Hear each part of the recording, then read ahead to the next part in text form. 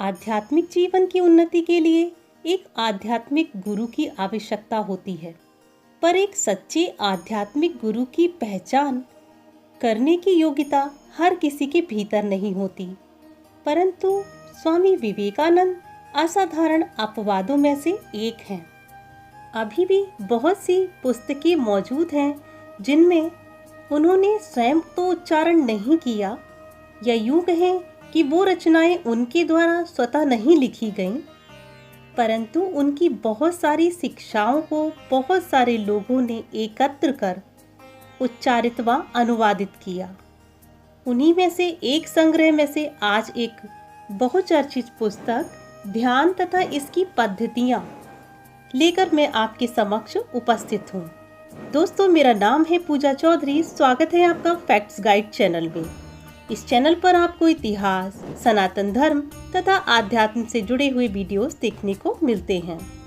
इस पुस्तक में स्वामी चेतनानंद ने हमारे समक्ष मानो स्वामी विवेकानंद जी को व्यक्तिगत रूप से इसलिए ला दिया कि ध्यान कैसे करें। यहाँ पर वह ये भी बतलाते हैं कि धर्म क्या है तथा यह हमारे लिए जीवनप्रद संबंध वाला क्यों है तथा इसे अपने जीवन का अंग बनाने के लिए क्यों हमें इसका अभ्यास अवश्य ही करना होगा। स्वामी विवेकानंद जी कहते हैं कि बेहतरी इसी में है कि आप सुने, क्योंकि आप नहीं जानते कि आप कौन हैं। आप कल्पना करते हैं कि मैं श्री, श्रीमती या कुमारी जोन्स हूँ। यही आपकी मूलभूत विद्यात्मक गलती है। स्वयं के बारे में अपना मत भी, चाहे वह श्रेष्ठ हो या ओछा, गलत है, परंतु यह बात भी गौड़ महत्व की है। आप चाहे सम्राट जोन्स की तरह जीवन भर इठलाते फिरें या गुलाम जोन्स की तरह रेंगते रहें, इससे कोई अंतर नहीं पड़ता। यदि सम्राट जोन्स नाम का कोई जीव है तो उसकी प्रजा रहेगी और दास जोन्स का स्वामी रहेगा, परंतु आपका कुछ नहीं है। आप ब्रह्मा, चिरंतन ईश्वर हैं। जहां भी दृष्टि डालें, आप उस ब्रह्मा को छोड़ और कुछ नहीं देखते, जो लाखों ऐसे भिन्न भिन्न रूपों को धारण किए हुए है, जिनके नाम आपके ही नाम जितने बेतुके हैं, जैसे कि जोन्स, जुआरेज, जिन्नाह, जुंग, जोको इत्यादि। इन नामों का एक ही अर्थ है, मैं वही नहीं हूँ जो आप हैं। क्योंकि आप अज्ञान में रह रहे हैं, इसलिए आप नहीं जानते कि आप कौन हैं। अनेक अवसरों पर यह अज्ञान सुखद लग सकता है, परंतु यह तो अनिवार्यतः बंधन की अवस्था है, अतः यह दुख है। आपके दुख का प्रादुर्भाव इसी कारण होता है कि जोन्स रूपी जोन्स को तो मरना ही है, जबकि ब्रह्मा शाश्वत है और वह जोन्स रूपी जोन्स तो जुआरेज, जिन्नाह इत्यादि अन्य सभी से भिन्न है, जबकि उन सभी में विराजमान ब्रह्मा एक ही है। स्वामी विवेकानंद जी कहते हैं कि यह पार्थक्य भ्रम है, जिसे हम में तथा हम सभी में स्थित शाश्वत ब्रह्मा के प्रेम द्वारा दूर करना होगा। अतः धर्म का आचरण तो पार्थक्य का अस्वीकार करके इस पार्थक्य के उपदेशों, कीर्ति, धन, दूसरों पर प्रभुत्व का त्याग करना है। मैं, श्री या श्रीमती जोन्स इन कथनों से विचलित हो उठते हैं। मैं अपनी संपत्तियों के लिए कार्य करता हूँ तथा उन्हें छोड़ नहीं सकता। मुझे जोन्स होने पर गर्व है, वहीं मुझे कोई अन्य होने में घृणा होगी। इसके अतिरिक्त मैं उस पर संदेह करता हूँ कि वह मेरी संपत्तियों को मुझसे हड़पने की योजना बना रहा है। स्वामी विवेकानंद के दिव्य व्यक्तित्व की झलकियाँ। क्या तुम सोने से पहले प्रकाश देखते हो? लड़के ने आश्चर्यपूर्वक आवाज से कहा, हाँ देखता हूँ। क्या हर कोई ऐसा नहीं देखता? ये बात उस समय के तुरंत बाद की है जब श्री रामकृष्ण परमहंस ने नरेंद्र को पहली बार, नरेंद्र यानी कि स्वामी विवेकानंद जी के विषय में यहाँ चर्चा हो रही है, उनको पहली बार मिलने के बाद प्रश्न पूछा था और उसके उत्तर ने इस विलक्षण युवा, जो बाद में स्वामी विवेकानंद जी के नाम से सुविख्यात होने वाला था, के भूतकाल, स्वभाव तथा भवितव्यता के बारे में श्री रामकृष्ण परमहंस को गहन अंतर्दृष्टि प्रदान की। परवर्ती वर्षों में स्वामी विवेकानंद जी ने स्वयं इस असाधारण मनः शक्ति का वर्णन किया था। जब से मैंने होश संभाला, उस प्रारंभिक समय से ही जैसे ही मैं सोने के लिए आंखें बंद करता तो भ्रूमध्य में प्रकाश का एक अद्भुत बिंदु देखा करता था तथा अति ध्यानपूर्वक मैं इसके अनेक परिवर्तनों को देखता था। प्रकाश का यह आलोक बिंदु रंग बदलता था तथा एक गेंद का आकार लेने तक बढ़ता रहता था। अंत में यह फटकर सिर से पैरों तक मेरे संपूर्ण शरीर को दूधिया तरल प्रकाश में व्याप्त कर देता था। ऐसा होते ही मेरी बाह्य चेतना लुप्त हो जाती थी। तब मैं सो जाता था। मैं विश्वास किया करता था कि प्रत्येक व्यक्ति इसी प्रकार सोता होगा। फिर जब मैं बड़ा हुआ तथा ध्यान का अभ्यास करने लगा तो आंखें बंद करते ही वह प्रकाश बिंदु मुझे दिखाई देता और मैं उस पर मन एकाग्र किया करता था। स्वामी विवेकानंद जी की जीवन कथा एक अद्भुत घटना की तरह है। वे आदर्श योगी तथा सन्यासी, शिक्षक तथा नेता, रहस्यवादी तथा कर्मयोगी और दार्शनिक थे। वे पराभक्ति में सिद्ध होते हुए भी परम ज्ञानी थे। वे समर्पित मानवतावादी और अति उत्कृष्ट वक्ता थे तथा व्यायाम, खेलकूद, योग इत्यादि में पारंगत थे। स्वामी विवेकानंद जी में आदर्श मनुष्य की झांकियां मिलती हैं। उनके गुरु श्री रामकृष्ण परमहंस ने उनके बारे में कहा था कि नरेंद्र का आधार बड़ा है, वह ध्यान सिद्ध है, वह माया के आवरण को भी ज्ञान की तलवार से काटकर छिन्न भिन्न कर देता है। अगम्य माया उसे कभी वश में नहीं ला सकती। उन दोनों के प्रथम मिलन के पूर्व ही श्री रामकृष्ण परमहंस को हुए एक दिव्य दर्शन में उनके इस अद्वितीय शिष्य के वास्तविक स्वभाव का रहस्य खुल चुका था। स्वामी विवेकानंद अटल चट्टान की तरह समाधि मग्न पुरातन ऋषि थे। समाधि में दक्ष श्री रामकृष्ण परमहंस ने उस दिव्य पुरुष को ध्यान की उच्च अवस्था से प्रकृतिस्थ अवस्था में लाया, जैसे कि मानो उन्होंने उस चट्टान पर शक्तिशाली प्रहार करके संसार भर में अपने मार्ग को इस प्रकार द्रुत गति से चलने का मार्गदर्शन दिया कि वह जहां भी जाए आध्यात्मिकता को उद्रासित करे तथा संकीर्णता व अज्ञान का नाश करे। श्री रामकृष्ण परमहंस ने अपने अन्य शिष्यों से नरेंद्र के दिव्य दर्शनों के बारे में इतना ही बताया। एक दिन देखता हूँ मन समाधि पथ में ज्योतिर्मय मार्ग में ऊपर उठता जा रहा है। चंद्र, सूर्य, नक्षत्र इत्यादि से भरे हुए इस स्थूल जगत को सरलता से लांघकर वह पहले पहल सूक्ष्म भाव जगत में प्रविष्ट हुआ।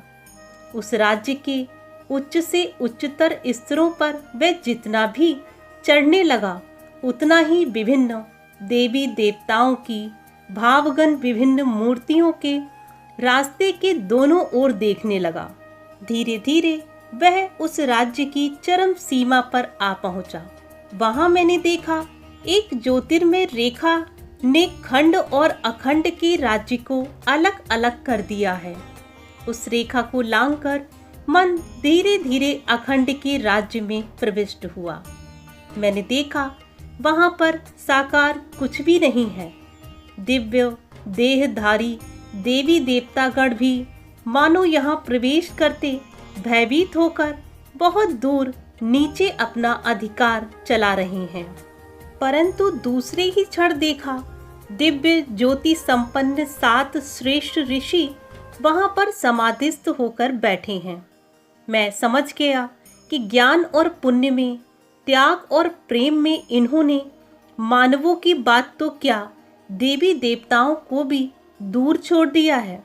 मैं विस्मित होकर इन ऋषियों की महानता के विषय में विचार ही कर रहा था कि एकाएक दीख पड़ा। सम्मुखस्थ अखंड घर के भेद रहित रमरस ज्योतिर्मंडल का एक अंश घनीभूत होकर दिव्य शिशु के रूप में परिणित हुआ। उस देव शिशु ने इनमें से एक के पास उतरकर अपनी अपूर्व सुललित बाहुओं से उनके गले को प्रेम के साथ लपेट लिया। इसके उपरांत वीणा ध्वनि से भी सुमधुर अपनी अमृतमयी वाणी से प्रेम के साथ पुकारकर उन्हें समाधि से जगाने के लिए भरसक चेष्टा करने लगा। बालक के कोमल प्रेम पूर्वक स्पर्श से ऋषि समाधि से जागे और उनके नेत्रों से उस अपूर्व बालक को देखने लगे। उनकी मुख पर प्रसन्नता का जो भाव आ रहा था, मानो वह बालक बहुकाल से उनका परिचित और हृदय निधि ही हो। वह अद्भुत देव शिशु उस समय असीम आनंद के साथ उनसे कहने लगा, मैं जा रहा हूँ, तुम्हें आना होगा। उसके इस अनुरोध पर ऋषि ने कहा तो कुछ नहीं, परंतु उसके प्रेम पूर्ण नेत्रों ने उनके हृदय की सम्मति व्यक्त कर दी। नरेंद्र को देखते ही मैंने समझ लिया था कि यही वह दैवी पुरुष है। बाद में श्री रामकृष्ण परमहंस ने ये बात बताई कि वह दिव्य शिशु और कोई नहीं बल्कि वे स्वयं ही थे। स्वामी विवेकानंद जी का जन्म 12 जनवरी सन 1863 को कोलकाता में हुआ था। प्रारंभ से ही वे छोटे होते हुए भी अति परिपक्व बुद्धि तथा असाधारण ओजस्विता के धनी बालक थे, परंतु फिर भी प्रारंभिक अवस्था से ही ध्यान के प्रति उनकी स्वाभाविक प्रवृत्ति दिखाई दी, क्योंकि बचपन में बाल सुलभ खेलों के साथ साथ ध्यान भी उनके खेल का ही एक अंग था। एक बार की बात है कि एक बार नरेंद्र अपने मित्रों के साथ ध्यान कर रहे थे, तभी एक जहरीला नाग वहां निकल आया। अन्य बालक भयभीत हो गए तथा उसे चेतावनी देते हुए भाग खड़े हुए, परंतु नरेंद्र अचल बैठे रहे तथा थोड़ी देर मंडराने के बाद वह सांप वहां से सरक गया। बाद में उसने अपने माता पिता से कहा कि मुझे विषधर या अन्य किसी की बात का पता ही नहीं चला, मैं तो ध्यान के आनंद का अनुभव कर रहा था। 15 वर्ष की आयु में उन्होंने आध्यात्मिक परमानंद का अनुभव किया। उस समय वे अपने आत्मियों सहित मध्य भारत के रायपुर नगर की ओर जा रहे थे तथा यात्रा का कुछ भाग बैलगाड़ियों से पार करना पड़ता था। उस दिन वातावरण स्फूर्तिदायक तथा निर्मल था। पेड़ तथा लताएं पुष्पों से आच्छादित थे। चमकीले पंखों वाले पक्षी वन में गा रहे थे। बैलगाड़ी एक संकीर्ण गिरिद्वार से होकर जा रही थी, जहां दोनों ओर के उच्च पर्वत श्रृंग मानो एक दूसरे को प्रायः स्पर्श कर रहे थे। अचानक नरेंद्र का मन विधाता के प्रति विस्मय तथा श्रद्धा से भर उठा तथा वे बाह्य चेतना खो बैठे। कदाचित यह प्रथम अवसर था जब उनकी प्रबल कल्पना शक्ति ने अतीन्द्रिय परम चैतन्य के राज्य में आरूढ़ होने में उनकी मदद की थी। एक अन्य वर्णन देखते हैं। एक बार विद्यार्थी काल में स्वामी विवेकानंद जी को भगवान बुद्ध का दिव्य दर्शन हुआ। इसका वर्णन उन्होंने इस प्रकार किया कि एक रात स्कूल के एक कक्ष में द्वार बंद किए मैं ध्यान कर रहा था तथा मेरा मन काफी गहनता पूर्वक एकाग्र हो चुका था। कह नहीं सकता कि मैं उस प्रकार कितनी देर ध्यान मग्न रहा। ध्यान हो जाने पर भी मैं आसन पर बैठा ही रहा। तभी उस कक्ष की दक्षिणी दीवार से एक उज्जवल आकृति कदम बढ़ाते हुए मेरे सामने खड़ी हो गई। यह एक सन्यासी की आकृति थी, जो नितांत प्रशांत, मुंडित मस्तक तथा एक हाथ में दंड तथा एक हाथ में कमंडल धारण किए हुए थे। उस आकृति ने कुछ देर मेरी ओर एकटक देखा और लगा कि वे मुझे संबोधित करेंगे। मैं भी आश्चर्य से निर्वाक उनकी ओर एकटक देखने लगा। अचानक एक प्रकार के भय ने मुझे जकड़ लिया। मैंने द्वार खोला तथा तुरंत कमरे से बाहर भाग आया। तभी अचानक मेरे मन ने कहा कि इस प्रकार से भागना मेरी मूर्खता थी। शायद वे सन्यासी मुझसे कुछ कहना चाह रहे थे, परंतु उसके बाद मैंने वह आकृति कभी नहीं देखी। मुझे लगता है कि जिन्हें मैंने देखा वे स्वयं भगवान बुद्ध ही थे। प्रारंभिक भेंटों में एक बार श्री रामकृष्ण परमहंस ने स्वामी विवेकानंद जी का जादुई स्पर्श किया था, जिससे स्वामी विवेकानंद जी के मन से द्वैत भाव नष्ट हो गया था तथा उन्हें अतीन्द्रिय लोकोत्तर चैतन्य के राज का भान करवाया। साधारणतया गुरु शिष्य को जीवन के लक्ष्य के रूप में समाधि अवस्था प्राप्त करने में सहायता करते हैं, परंतु श्री रामकृष्ण परमहंस को अपने शिष्य से कई अधिक आशाएं थीं। स्वामी विवेकानंद जी की इच्छा थी कि वे लगातार 3-4 दिन तक निर्विकल्प समाधि में रहें और केवल भोजन के लिए ही इस अवस्था से बाहर आएं। परंतु वास्तव में उनकी ऐसी इच्छा जानकर श्री रामकृष्ण परमहंस जी ने उनकी यह कहते हुए भर्त्सना की थी कि तुम्हें शर्म आनी चाहिए कि तुम ऐसी शुद्ध मांग कर रहे हो। मैंने तो सोचा था कि तुम एक विशाल बट वृक्ष की तरह बढ़ोगे और हजारों लोग तुम्हारी छाया में विश्राम करेंगे, परंतु अब देखता हूँ कि तुम अपनी ही मुक्ति खोज रहे हो। इस प्रकार डांटे जाने पर स्वामी विवेकानंद जी श्री रामकृष्ण जी के हृदय की विशालता जानकर रोने लगे। काशीपुर के उद्यान भवन में स्वामी विवेकानंद जी ने वेदांत तथा योग की चरण अनुभूति निर्विकल्प समाधि का अनुभव किया। एक दिन वे अपने गुरु भाई बूढ़े गोपाल के साथ ध्यान मग्न थे, तो उन्हें लगा जैसे उनके सिर पर पीछे से कोई ज्योति रख दी गई हो। यह ज्योति प्रबल से प्रबलतर होती गई। तब वे देश काल निमित्त के परे अवस्थित परम सत्ता में विलीन हो गए।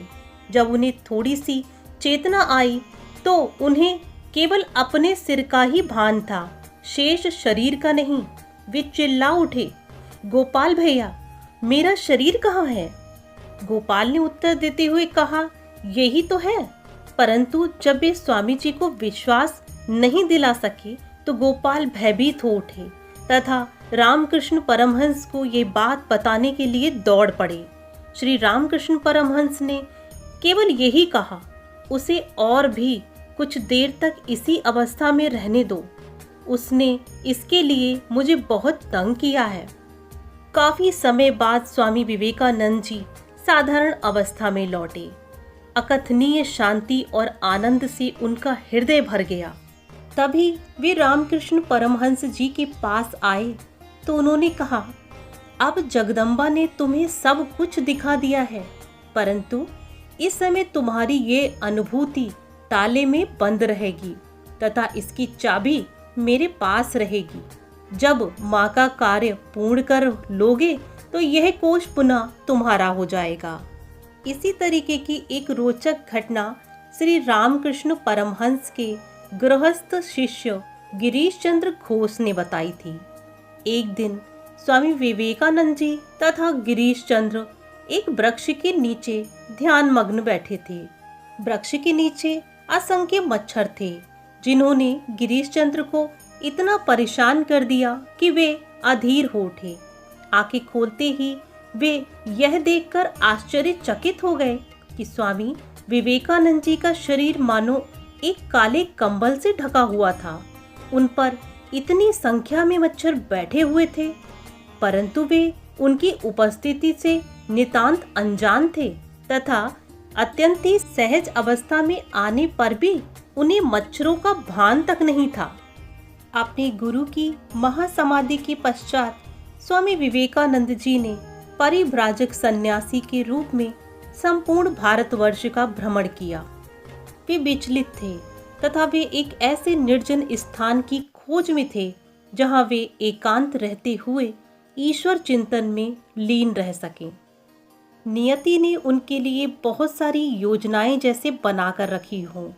उन्होंने स्वयं लिखा भी है कि मेरे संपूर्ण जीवन में किसी भी बात ने अकरणीय कर्म की भावना को इस प्रकार से कूट कूट कर नहीं भरा, मानो मुझे नीचे मैदानी क्षेत्रों में यत्र तत्र भ्रमण करने के लिए गुफाओं के उस जीवन से बाहर पटक दिया गया।